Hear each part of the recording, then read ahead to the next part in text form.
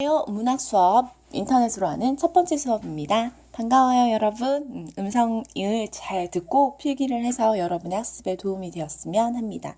오늘 배울 작품은 페이지 17쪽에 있는 천냥이님의 참 좋은 말이라는 작품이에요. 시를 한번 읽고 거기에 대한 내용을 분석을 하도록 하겠습니다. 내 몸에서 가장 강한 것은 혀, 한 입의 혀로 참 좋은 말을 쓴다.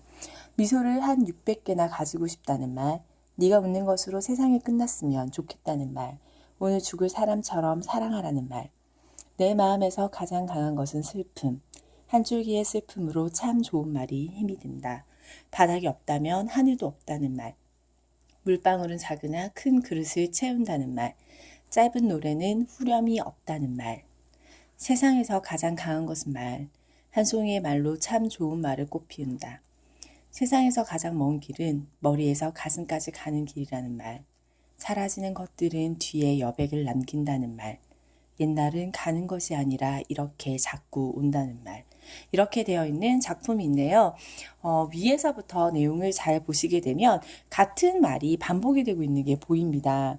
내 몸에서 가장 뭐한 것은 참 좋은 말을 쓴다. 마음에서 슬픔, 참 좋은 말은 힘이 된다.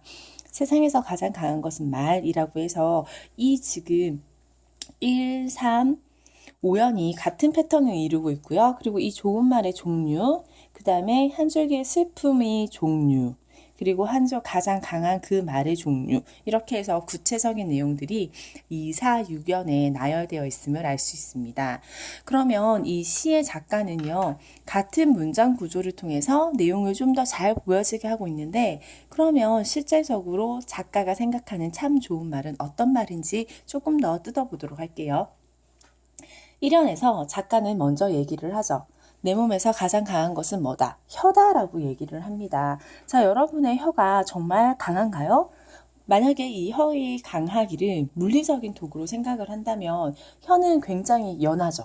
그래서 우리 왜 밥 먹다가 혀를 잘못 씹으면 혀가 상하기도 하지 않습니까?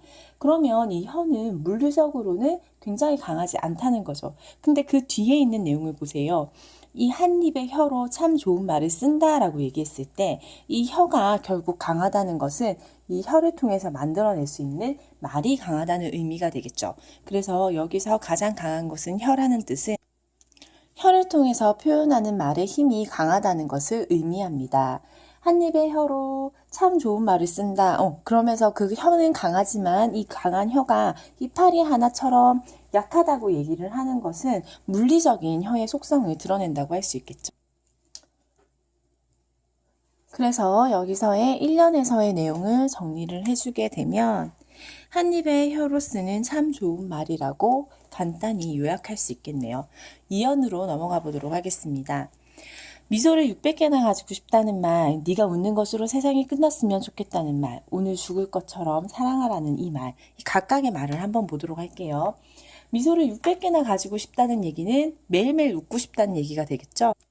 또한 네가 웃는 것으로 세상이 끝났으면 좋겠다는 말은 네가 항상 행복했으면 좋겠다는 말이기도 하고요. 내가 너를 어떻게 즐겁게 해주고 싶다라는 말도 되겠죠. 또한 그 아랫줄에 보이는 오늘 죽을 사람처럼 사랑하라는 말은 뭐예요? 네가 당장 내일이면 없어질 것처럼 간절하고 절박한 심정으로 사랑하라는 말이 되겠죠. 이렇게 가장 약한 혀를 가지고 강한 말을 남긴다라고 이야기를 합니다. 근데 이 말들을 들어보면요. 나는 항상 뭐뭐 하고 싶다, 뭐뭐 하고 싶다. 즉 소망을 드러내고 있고요. 또 어떤 거 나는 정말 절박하게 뭐 하고 싶다, 사랑하고 싶다라고 이야기를 하고 있어서 이연의 내용을 정리해보면 한 입에 물리적으로 약하지만 얼마나 강한 힘을 만들어내는지 그 중에서도 사랑과 소망을 만들어내고 있다라는 그 내용을 전달하고 싶어 하고 있습니다. 다음 3년으로 넘어가 보도록 할게요. 내 마음에서 가장 강한 것은 슬픔. 이거 참 멋진 말이긴 한데요. 강한 것이 슬픔이라고 얘기를 하죠. 내 마음에서 강한 것은 슬픔이니까 난 항상 슬픔에 빠져 있을 거야. 그 내용은 아닌 것 같아요. 왜냐하면 그 밑에 보면 한 줄기의 슬픔으로 참 좋은 말은 힘이 된다라고 얘기를 해서 이 말이 힘이 된다고, 그 슬픔이 좋은 말에 힘이 된다라고 이야기를 하고 있는 중이거든요. 그럼 여기에서 가장 강한 것은 슬픔이라는 건 어떤 의미이냐? 정호승 시인의 작품을 잠깐 보여드릴게요. 슬픔이 기쁨에게라는 작품인데요. 이 작품에 보면 이 끝부분이 있어요.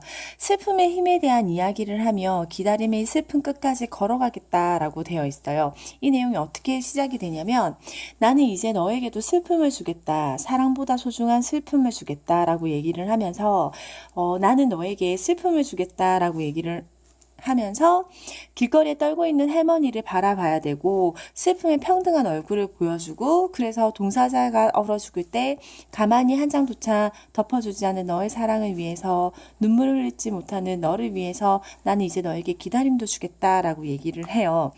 추위에 떠는 사람들에게 슬픔에게 다녀와서 눈그친 눈길을 너와 함께 걷겠다라고 얘기를 합니다. 이 작품은 소외된 사람들의 슬픔을 내가 느끼게 하면서 나가 진정하게 상대방과 공감하고 연민하는 그런 참다운 사랑을 가게 하겠다는 뜻이거든요. 우리가 엄청 슬픈 일이 있을 때 친구가 괜찮아, 괜찮아, 괜찮아 이렇게 얘기를 하는 것보다 나의 슬픔에 공감을 해줄 때 더 큰 기쁨을 얻잖아요. 그래서 여기서의 가장 강한 것은 슬픔이라는 얘기는 슬픔을 극복한 사람이 진짜 진실하게 타인을 위로할 힘을 가진다는 이야기를 하는 것입니다. 그래서 자신의 슬픔을 극복한 사람이 타인을 위로할 힘을 지닌다는 말을 이렇게 둘러서 표현을 하고 있는 거죠. 그럼 어떤 타인을 위로할 말을 주고 있는지 다음 연에서 볼게요. 바닥이 없으면 하늘도 없다. 물방울은 작으나 큰 그릇을 채운다. 짧은 노래는 후렴이 없다라고 얘기를 하죠.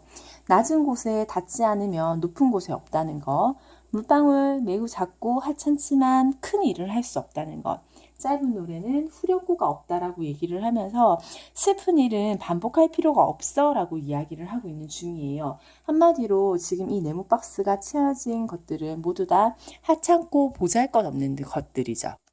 그래서 이렇게 하찮은 것, 보잘것없는 것들도 이런 것들이 있어야만 높고 큰 것들이 생긴다고 이야기를 하면서 불필요한 것들 생긴다고 이야기를 하고 있는 중이에요. 그래서 3년에서 이야기하고 싶은 것은 좋은 말이 힘이 되는 한 줄기의 슬픔, 그리고 사연에서 하고 싶었던 말은 슬픔을 희망으로 바꾸는 말들인데 그 내용들을 보면 낮고 작은 것들은 큰 것을 만드는 데 도움이 되고 네가 지금 겪고 있는 이런 힘든 시련들은 다시 반복할 필요가 없다라고 얘기를 해서 앞으로 좋은 일이 생길 것이다 라는 위로와 희망을 건네는 내용들이죠. 다음으로 가보도록 할게요.